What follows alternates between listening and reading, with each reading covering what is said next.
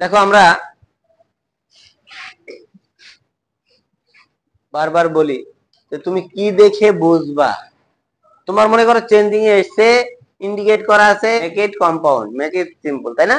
এটা থাকে, কিন্তু তোমার কিসে আছে, সেন্টেন্সটা কোন সেন্টেন্সে আছে সেটা অনুযায়ী তো তুমি করবা যে তাহলে আমি কি কি বাদ দেবো।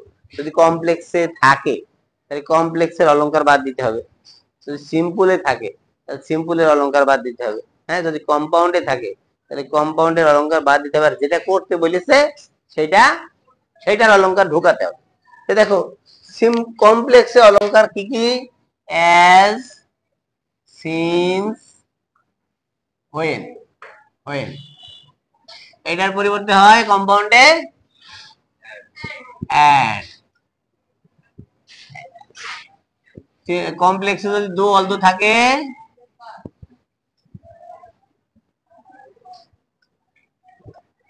দো অলদো যদি থাকে তাহলে বাট।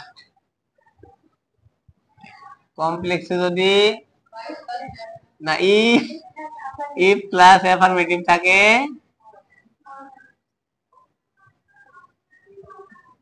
ইফ প্লাস অ্যাফার্মেটিভ থাকে তাহলে অ্যাড।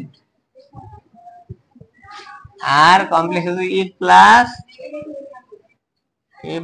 নেগেটিভ থাকে,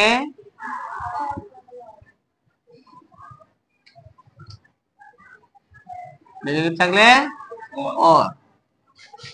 এই জিনিসগুলো তোমাকে আউট করতে হবে, এগুলো ইন করতে হবে। এবার কি দেখো এখানে এটা বেশি বেশি সহজ এবং মজার, ঠিক আছে?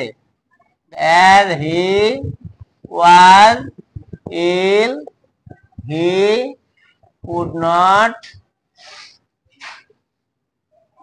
go to school।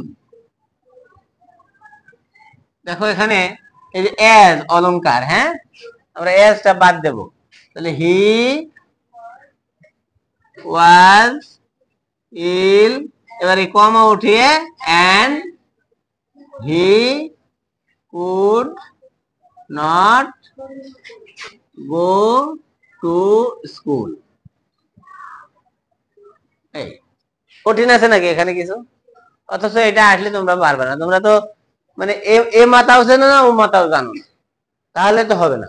এবার দেখো আমি যদি এইটা ধরি, দো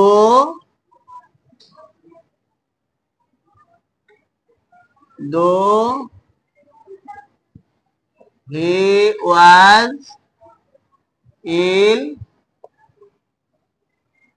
he went to school। এটাও সহজ, আমি দো তুলে দেব, দিয়ে হি আগে দেব, হি ওয়াজ ইল, এবার যাবে but he went to school. এবার যাব 3 নম্বরে, এই যে if plus affirmative, if you read attentively, comma you will pass. তাহলে হবে রিড ইফ দিলাম না, ইফ না দিলে হবে রিড অ্যাটেন্টিভলি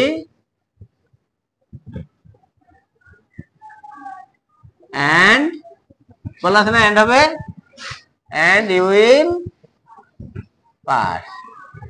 এটা আমি বলেছিলাম যে রিড এন্ড পাস দিলেও হবে, হ্যাঁ, রিড এন্ড পাস দিলেও শুধু ভার বা এন্ড লাগালে হবে। আচ্ছা 4 নাম্বারটা এটা ই plus negative, if you do not move you will die। তাহলে হবে এই উঠে যাবে, হ্যাঁ, ই প্লাস নেগেটিভ পর্যন্ত উঠে যাবে, ই প্লাস অ্যাফার্মেটিভ পর্যন্ত উঠে যাবে। তাহলে কি হবে, were they move or you will die.